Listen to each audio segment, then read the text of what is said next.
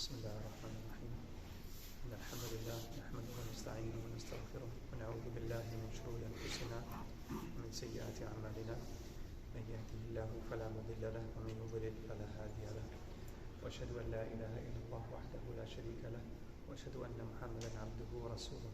We'll start with some questions inshallah, just to check that you have got the concepts clear in your mind. So last time we did najasa, the types of najasa, the removal from the body, the clothes, and the place of worship. So let me ask you a question. You sat on a toilet seat that has dried urine on it. Did you get najasa on your body or not? You sure? No? Anything dry is not. Anything dry does not transfer najasa. And what's also the second condition? Are you dry? Okay. So is the place, the thighs that sat on the toilet seat, are you dry? Because two dry things have to then meet, right? That's the principle. The better thing, obviously, is to clean the toilet seat before you sit down, right? And so how is najasa cleaned from something that is plastic? So usually toilet seats are made from plastic. How would you clean the najasa from that? Water? What did we say last week? Wiping, right?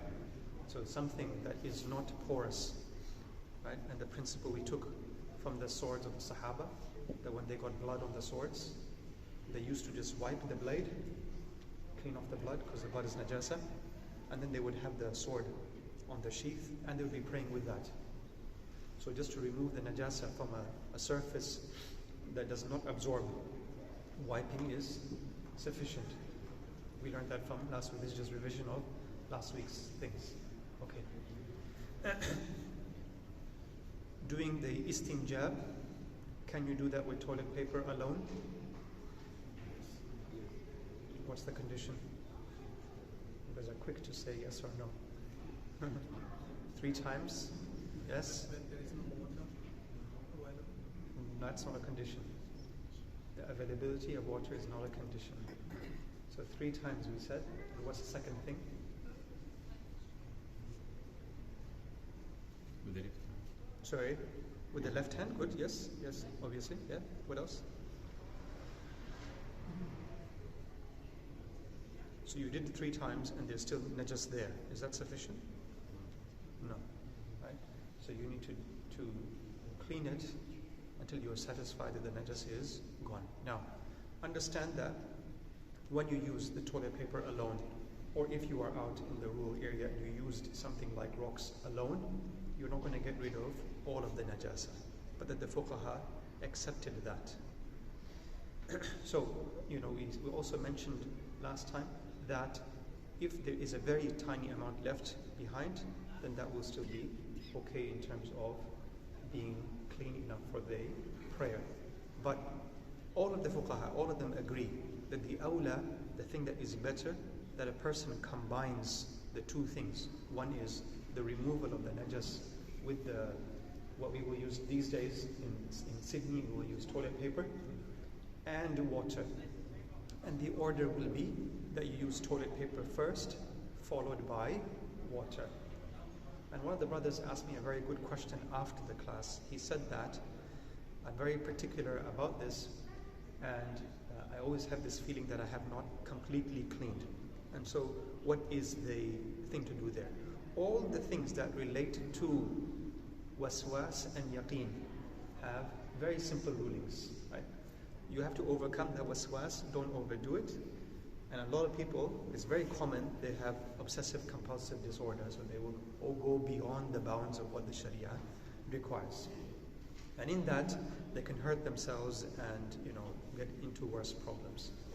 So the key thing is that the external area must be cleaned. All right? And if a person is not fasting, particularly in the Hanafi madhab, if he is not fasting, then he cleans the internal area. So he relaxes the anus, he relaxes the buttock, and he cleans whatever the internal area that he can get access to. All right? But if a person is fasting, in the Hanafi madhab, if water goes into the rectum, the fasting is broken. So he should not go beyond and go, beyond, cross the bounds there. The other thing that we were discussing last week was leather, and is leather a najas? And so we were discussing if tanning in the Shafi'i madhab makes it pure, and the answer is it does make it pure. But an animal whose leather is impure, and what's the definition? Is an animal who can never be eaten. For example, a crocodile. You can get crocodile leather shoes, right? Or crocodile leather handbags. That animal can never be made pure. So even if that leather is tanned, it will remain impure. You will not be able to pray with it. We also said that in the Hanbali madhab, leather, even if it is tanned, remains impure in the Hanbali madhab. And they also have a second opinion within the same madhab that it is allowable. However, the mu'tamad of the madhab, a lot of the madhahib have two opinions in certain matters. One of them is called the mu'tamad, one is the one that the fatwa is based on. And the second opinion is a minor or weaker opinion and can be taken from by a person and used if they go to a scholar and explain their position. So, me wearing a leather jacket, I prayed with the leather jacket on. In all the madhahib, it will be valid except for the Hanbali madhab. But their prayer behind me will be valid. Because in all the madhahib, you pray behind someone else's madhab, the prayer will be completely valid. The other topic to do is salasat bawl. I have a few more things I want to investigate before we do that. So today we'll move on to the wudu and cover some aspects of that and try and finish off next week, inshallah. Allah subhanahu wa ta'ala made the wudu easy, and He gave us an ayah in Surah Al-Ma'idah that we have read a few times already, so I won't repeat it. But it starts with Ya ayyuhalladhina amanu idha qumtum ila salati faghsilu wujuhakum wa aydiyakum ila al-marafiqi wamsahu bi ru'usikum wa arjulakum ila al-ka'bayn. These four things from the ayah, all of the fuqaha agree that these four things are a fariḍah. What are the four things? The washing of the face, the washing of the arm, the wiping of the head, and the washing of the feet. So we will cover these four things in detail, then come on to the things that they disagree upon. Okay, let me ask you guys a question. What do you think is the face, or how would you define the face? And let's ask some of the boys. Saad, what is the boundaries of the face that you must wash? Earlobes and chin and the hairline. Very good, mashallah. So it needs to go to what is the normal line of the hair, and if someone is bald, what would be considered normal? So some people have hair that is all the way in the back, but you would consider the face to start from here, even if they're bald over here. Secondly, if someone's hairline is very low, like some people have an abnormally low hairline, it will be still considered what is common for people, for the hairline to be considered from there. Okay? Then the boundary of the face is the earlobe. Now, what a lot of people forget is that you have the hair on the side, right? Or for the people here, I'll show you have the hair on the side, but that there is skin between the sideburn and the earlobe. So this skin is part of the face. Other places where people forget to get water to are the corners of the eyes, the hair, and this part of the nose. Because this part of the nose here is also the outer skin and considered part of the face. All of them agree that the boundary is to the chin. What they disagree on is, like me, I have hair going beyond. So Imam al-Shafi'i, Imam Ahmad bin Hanbal, and Imam Malik all say that this part will also need to be part of the face. They disagree how it is cleaned. So Imam al-Shafi'i says that if it's a thick beard like mine, then you wipe it. But if it's a thinner beard, then it needs to be washed. And you would put water through it as well. Yes, you have a question? Does that all have to be done in one motion? Because it's a bit hard to go from your face to your Imam al-Shafi'i, to your eyes. you are following the Shafi'i madhab, right? Imam Shafi'i says that you will take water and you will put it on your face. And for the beard that's going beyond the chin, you will take new water to put onto that. The others say that all in one motion like this. So that makes it easy. So when you do this, okay, so I'm going to come to that. So when you do this area, right? The thing to remember is I have described to you the boundaries. And what you need to do is go beyond that by a little bit so that you have covered the entire area. Alright? So when you do this, this temple here becomes part of that boundary. Do you see this? So you don't go and go like this, but that you come across, and when you come across like this, then you need to make sure that you have cleaned this area as well. Is that clear? Yes? Okay. Someone who doesn't have a beard or someone who has a small beard, they must make sure that the water gets into the skin. Alright? So one of the things that you see boys typically doing, what they will do is take the water, splash it onto their face, and then they say the wudu is done. And what you will find if you did just that, the water will not get here, it will not get here, it will not get here, it will not get to the skin under the beard. Additionally, you have the mustache and the eyebrows, and the water needs to get into all of those areas. Okay? The number of times is not significant here, right? So the Shafi'i madhab require, well, I should say it's not a requirement, it's a sunnah to do it 3 times. Okay? What about more? Yeah, but we'll come to a number of times as part of the sunnah. What we are just describing initially just today is to describe what is the faridah. So that if a person washed the face, okay, and he did not wash here or he did not wash here, water did not get there, it remained dry, the faridah is not done, the compulsory part is not done, the wudu is not valid. No matter how you did everything else, and you did everything else very well, but you missed that area, then the faridah is not completed. Okay? So that's why we say that although once is the minimum and it will complete, you do 3 to make sure that you have covered the area properly.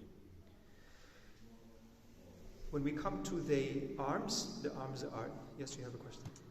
So, to wipe the beard, yes. Is there a certain way that we should do it like this, or like this, or another way like this? Like this? Like this. Yes. If you're following the Hanafi madhab, Yeah, right? like this. You will go like this, Yeah. and you wash that, and you came to the front. The front part is the part that is the faridah. Yeah. Okay. Now this part, we go like this, or like this will be sunnah. That's additional. I heard that it's only like this, not like A lot of these things are, when you get down to the very nitty-gritty detail, Yeah. is from how the Sahaba did it. You won't find, the hadith exactly in those wordings. So if one does it like this or one does it like that, it's not a big difference. Again, you're still trying to emulate the sunnah, but I can double check that for you next week, inshallah. So the face you understood? Yes? Now, before we go into the arms, Imam Ahmad bin Hanbal considers the inside of the mouth, the inside of the nose, and the ears, sorry, not the ears, the inside of the mouth and the nose to be part of the face. Okay?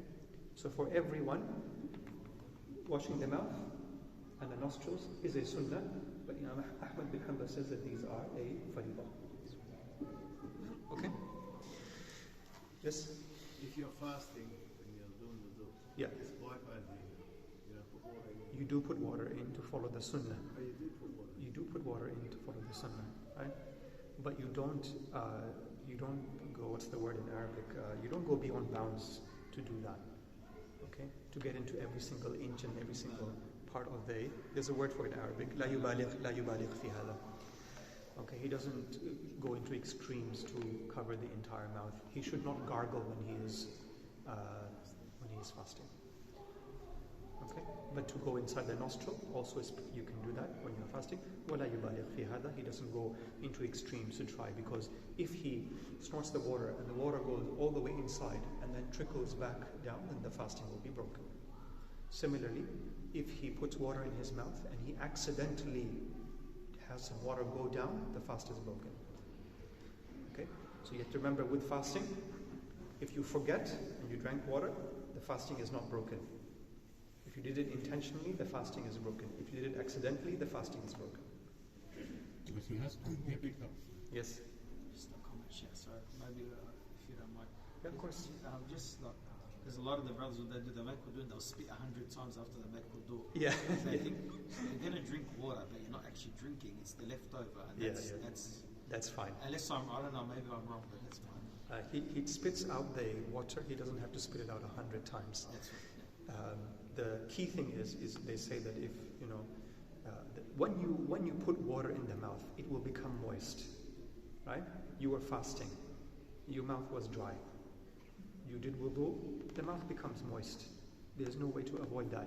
You don't have to then spend 10 minutes spitting out every bit of water. You spat it out, it's done.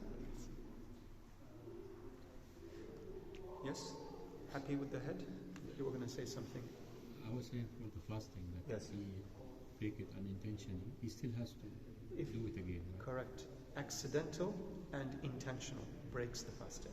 If you do Mudala, Yes. Yes. you try it out. Okay, like you were walking and you had your mouth open and rain came into your mouth and you drank it. It's accidental, but it's still the fasting is broken. You understand? And all the fuqaha describe this. Because the Prophet ﷺ gave allowance for forgetfulness, but not for accidental. Inshallah, before Ramadan, Allah willing, if they still give me permission to do work here, is that we will do a series on fasting, inshallah. Just as a reminder. Someone else had a question? Yes. Is that in all the madahib? What's that? Accidental? Accidental. Correct, yes. And so, accidental also includes you thought Maghrib entered and you broke your fast 5 minutes early. And then you look at the time, I've broken it early. That's accidental breaking of the fast. It still has to be made up. Obviously, if you are, doing a compulsory fasting. What's the difference between accidental and forgetting? Can you just elaborate that? Forgetting, an example of forgetting, I was listening to a lecture. He was saying, I went into my friend's house. I was fasting that day. And he said, let's eat. I forgot I was fasting. And we had nice food.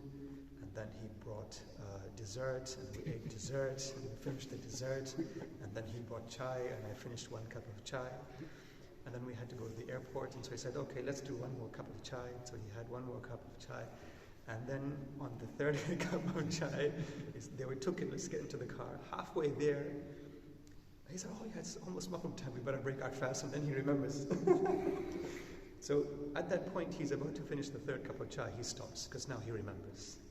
All right? So everything before it does not break the fast. Even though he has filled his stomach, he's had 2.5 cups of chai, the fast is not broken, because all of it was forgetfulness. There's funny things you can find in there. Different people will give you funny stories like that. Anything done forgetfully, you forgot that you are fasting, will not break the fast. Does that mean you stay fasting? You stay fasting, that's correct. Although you've just eaten and Yes. I'm done? Yes. Seems weird. It is, but that's how our Prophet ﷺ defined it, is that if someone ate forgetfully, that's the risk from Allah that Allah gave to him. That's how he takes it. But the key, so one thing is fiqh, as I keep teaching you, and the other is imaniyat and taqwa. So part of fasting is taqwa, and how do you get taqwa? By being aware. And how do you get aware? That you are aware that you can't eat and drink. Right? So a person should not be in such a ghafla that he continuously forgets that he is fasting. This will be, far removed from what is the intention of the fasting, which is to make you aware. Okay. Accidental, you said, even if the rainwater goes accidentally. Yes. Yes. Is it Yes. that extent? To that extent. Yeah. But the only way that would be happening is that you looked into the sky and you had your mouth open looking at the rain. Right? So that would be very unusual. I just gave you an example, and you find those examples in the book of fiqh. Yes. Can you give an example of accident? That's what I just said. Just Like what accidental. the other one? Like accidental, is where you are doing wudu, and the water goes inside accidentally, so that will break it. Swimming Similar in the example. pool, swimming in the pool. Swimming in the You know you're swimming in the fasting. pool, you know you're fasting, and you gulp some water down, then the fasting is broken. You're cooking and you have a habit of tasting, but at some point you ate something as well, accidentally. That will break the fast. So I don't want to spend the session today on fasting, so let's move on. What's the time? 36. Okay. Let's do 5-10 minutes more, inshallah. The arm, who can define the arm for me? Let's get Hassan. What's the extent of the arm? Finger to the elbow. Very good. Does it include the elbow? Yes. Yes? Good. Jazakallah khair. So that makes it very easy. It's the entire hand, all the way, and including the elbow. And what typically you will see, especially with younger kids, is that when they do wudu, they'll pass it over, right? And then this part remains dry. And this is something that you have to be very careful when you're teaching the kids. Imam Malik has an additional thing that is called dalk. None of the other fuqaha have this, but he has this as a fariḍah. And I'll explain what dalk is. Dalk is to rub the area that needs washing. So that you rub the limb. And the good thing about doing dalk is that all of the parts that need to be washed will surely have water reaching them. Now I want to ask you guys a question. Let's ask you a question. What's the difference between washing and wiping? Not sure. There's a technical definition. You want to try? For washing, you need if you compare, you need more water for washing. For Yes. wiping is Yep. There's a technical definition. Do you know the technical definition? Flow of water. Sorry? Flow. The flow of water. Good. And so that water flows off the limb even if it is just one drop. Okay, so if you were to wipe, no water will drip off. But washing, and one of the reasons that I say this is because it is haram to use too much water. And inshallah next week we will cover this in more detail. So you can't go overboard in using a lot of water. And one of the problems we have in our day and age is that we use taps. And by and large, if you use a tap, you will go beyond the bounds of how much water you are allowed to use. And some of the books even define how much water used. We'll cover that next week, inshallah. So the arms is done. Next thing will be the head. Okay? And four imams have 4 different opinions on the head, mashallah. Imam Shafi is the easiest, and he says even if it is 1 hair. So if a person he has a turban on, he doesn't want to take the turban on, and he just did this, the head is covered in terms of the fariḍah. The sunnah we will come to, inshallah. Imam Abu Hanifa says it is 1/4 of the head. Now, take this off, inshallah. We said the head is from here. This was the face. So the head is from here to this point. So the earlobes, where they stop, that's where the head stops as well. Everything below that is the neck. And that's why if a person cuts the hair from below to that, shaves it off, that will be perfectly fine from a fiqhi perspective, right? So if you just wipe your neck, you will not cover the fariḍah, according to Abu Hanifa. So it has to be 1/4, and they describe 1/4 as being 1 hand. Imam Malik says the entire head needs to be wiped. Imam Ahmad bin Hanbal included the ear and the skin on top of the ear, behind the ear, all of this area as part of the head. That's the 4 fara'id done. And the feet. Okay. The feet is the toes up to and including the ankles. The definition of the ankles is the 2 bones that come out from either side. Okay? That will be the definition of the ankles, and you will wash that area. So if you do these 4 things, then you complete the fara'id for all of the fuqaha. Imam Shafi has 2 additional things. One of them is the niyyah. And subhanAllah, I made notes today and I left the paper at home because I was rushing here. The first of those is the niyyah. And the niyyah should be present up until you do the first faridah, which is the face. So you start the niyyah and you're doing wudu, right? So you did your hands first, and then you did your mouth, and then you did your nostrils, and then you came to the face. So the niyyah should be present at the point that you are doing the face. To the degree that they say that if someone did not have the intention, and he did the intention when he was doing the face, then what he did before it, he will not be rewarded for that. What about the dua? What do you mean by the dua? Like when you wash your face, you sit along. That's not so. We will do sunan inshallah next week. But right now, what we are doing right now is just the fara'id. He has one more faridah, which is the order. Is that correct? He needs to do the wudu in the order. All right. So if a person did the wudu in the wrong order, in the wrong steps, then the faridah will not be complete as a result of that. Imam Malik has the dalk as well, which is to rub the parts that have a fard part. So the face, the arms, the feet will need to be rubbed. And in addition to that, he has what he considers continuity. And the continuity means that if you, let's say you wash the face and then you stop doing the wudu and then you started talking to someone such that the face became, started to dry, then for him you need to restart the wudu. So the wudu needs to be done in a continuous fashion without interruption.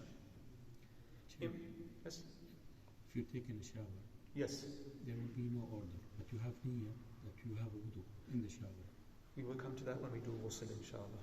We'll go through what the differences of opinion are and how to do ghusl when you take a shower inshallah. Okay? Imam Abu Hanifa, with regards to that, he does not have the niyyah as a faridah, and he does not have order or dalq as a faridah. So for him, if someone did not even intend to do wudu, but he fell into a swimming pool, all the water came to all the parts that need wudu, then he comes out with wudu.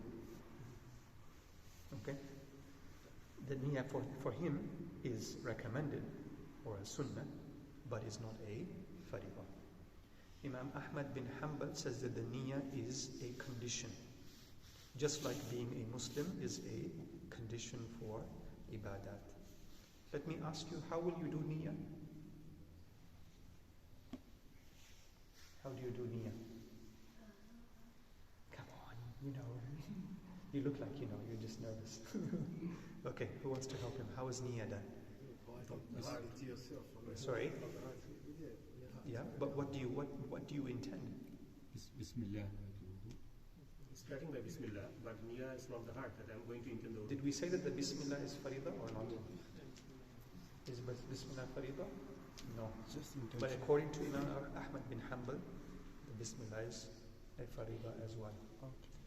Okay. Now, one of the things to understand, and I don't mention this often, but I do like to mention it in wudu, is that where you have differences of opinion with regards to the faridah, it is better. For the Hanafis, they have only 4 faridah, but they cover those other things that are also a faridah in the other madhahib. So that you do the Bismillah, that you do the niyyah, that you do the dalq, and you do the continuity, just so that you are staying away of the ikhtilaf of the ulama.